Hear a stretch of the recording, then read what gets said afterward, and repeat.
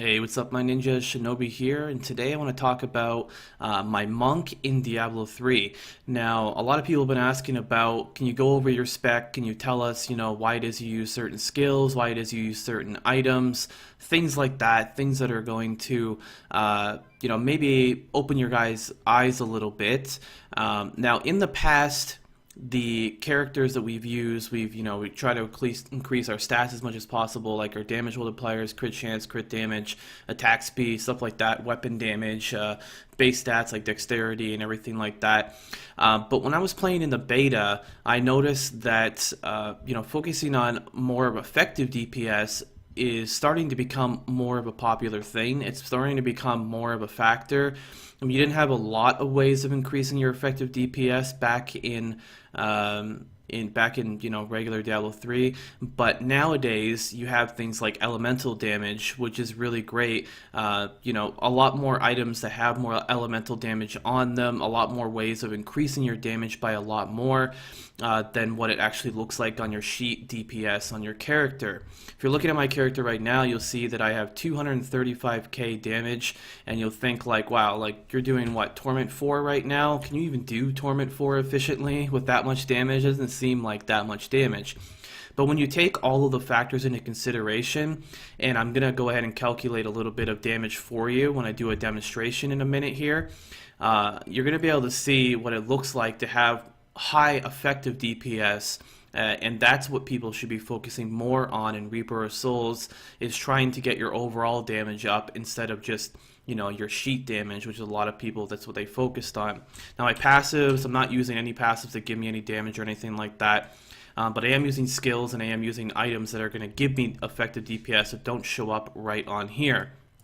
So let's go over my gear, let's go over my skills, and then I'll show you a quick demonstration on why this is going to be an important factor. So right now I'm using the Demon's Flight Shoulders, which you can see the stats on there. I'm just going to go over the stats that are special in this video. So the shoulders that I'm using give me 14% increased sweeping wind damage, which is really great. Then I'm using a Mempo. This is an older Mempo that I had. I bought this off the auction house back when, the 6% crit Mempos were like billions and billions of gold and stuff like that. So, I went with this. I got a bargain deal for like 400 million gold, and I haven't really bought anything since then, especially with Reaper of Souls coming up. No point to really do that. But still, I'm using the Mempo. I got a crafted amulet here that I just had from before as well. Trifecta gloves that I had from before. The chest piece I'm using is giving me dexterity, vitality, resistance, movement speed, and 19% damage to demons, which is some more effective DPS. On my bracers, I get 14% lightning damage, which is more effective DPS. My Stone of Jordan, which is awesome, gives me 18% lightning damage and 27% damage to elites. I'm using my Witching Hour and also using Demon Scale, which gives me 11% damage to Wave 100 Fists, which I use both of these, Sweeping Wind and also Wave 100 Fists. I'm also using the two-piece Natalia's here, and then also using Echoing Fury on my offhand because it gives me, it's decent damage, just decent item to begin with, and it's going to give me that that lifesteal, which is something you should be taking advantage of right now while you still can. When you get to level 70, you're not going to have that survivability from lifesteal anymore. Lifesteal is not going to be a factor anymore, so you're going to find other ways of going around that. Then also I have my main weapon here. This is One Kim Lao, which gives me 23% damage to lightning, which is great. And obviously a socket and all the other stats you see as well. You can see my damage would actually jump up if I use this here, which is the fist that I found, which is a very nice item. You see I jump up to 256 there, but I'm just using this for the lifesteal, and that it's a decent item as well too. So that's pretty much everything you can see right there. Now let's look at the stats and everything here, and then I'll go over everything else that I said. I got Wave 100 Fists using Hands of Lightning, which I like to use. Blazing Fist is good as well too. Making sure this is like physical is definitely important, or lightning, so you want to focus towards, and I'll go over that in just a minute. Exploding Palm, another physical rune here, which is going to be enemies hit take 20% additional damage, and also it bleeds as well, which is really great, and they explode afterwards, doing lots of damage. Cyclone Strike, because I like to pull things in, put Exploding Palm on, kill something, everything blows up, plus it's lightning damage, and it reduces the cost of it as well too, so you can pretty much spam it a lot more to get some extra burst in there if you need to. Using Sweeping Wind with Cyclones, the very popular thing we've seen in the past, so definitely very good for the lightning build. Dashing Strike, Way of the Falling Star, very good for, you know, just keeping up that movement speed and such. For the purpose of this, I use this when I'm farming solo.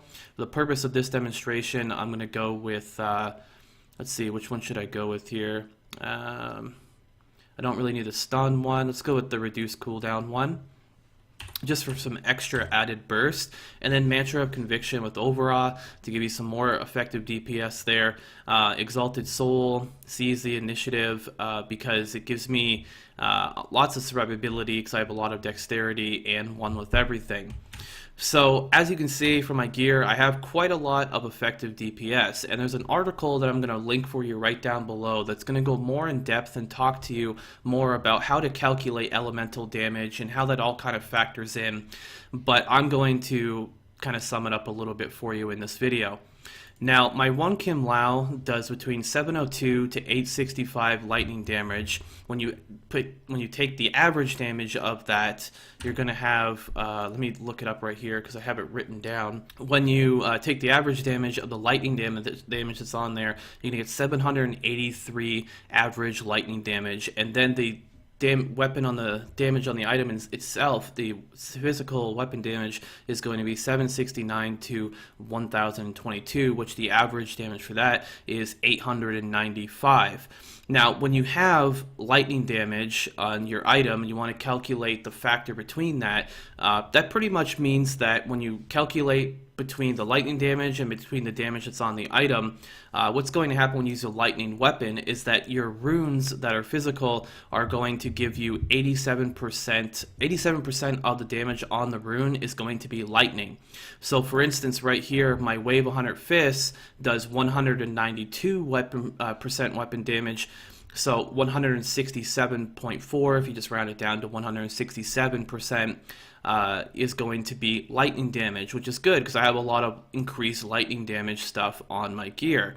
And then you look at, and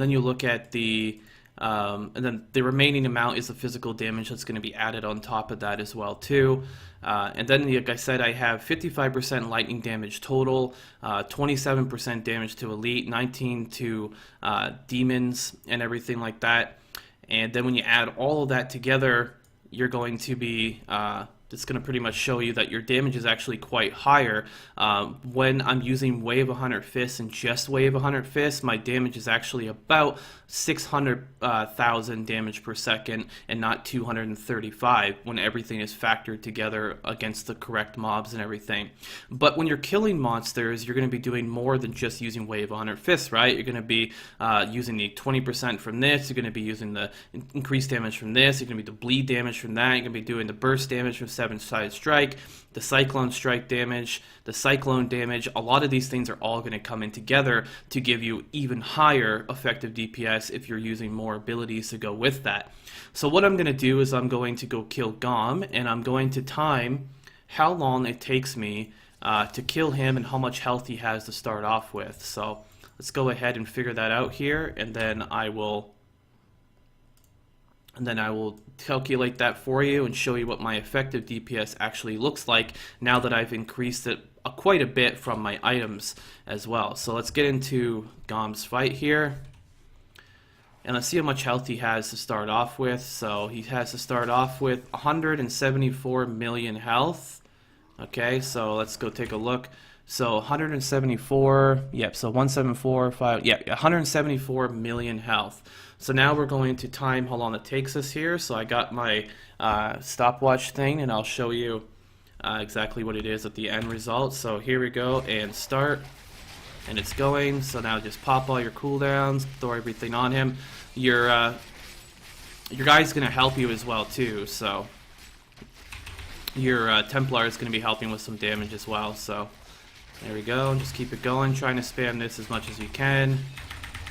can even use some of this because I had the extra stuff there. So taking him down.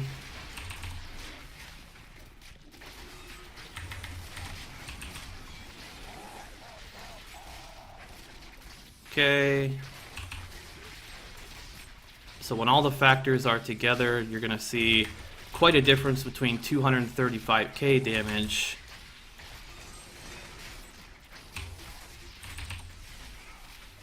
Okay, he's almost dead. Okay, stop. So it took you 54 seconds to kill him. Okay, so 54 seconds to kill him, and he had 174 million health, right? So we'll take 174 million divided by 54 seconds. So my effective DPS there was 3.2 million DPS. So it took me, every second I was doing about 3.2 million DPS, because that's how much I needed to do in order to get 54 seconds, as you can see right on there. So that's very interesting news. And I mean, this is stuff we've been able to factor in the past, and you test it out on killing Gom, just kind of killing him really quickly and such. And by having these factors on your gear, even though it may look like you do less damage, adding lightning damage to all these places and then figuring out exactly how it actually works when you have lightning damage on your weapon is going to show you just what your total effective DPS can be. So go ahead and read that article down below. I mean, I could go more in detail about it and explain the entire article, but this would be like a 40-50 minute long video. So instead, just go down below, read that article, and if you want to try this spec out, guys, go for it. I really like it. But this is like the only thing that I do different if I'm not doing single target.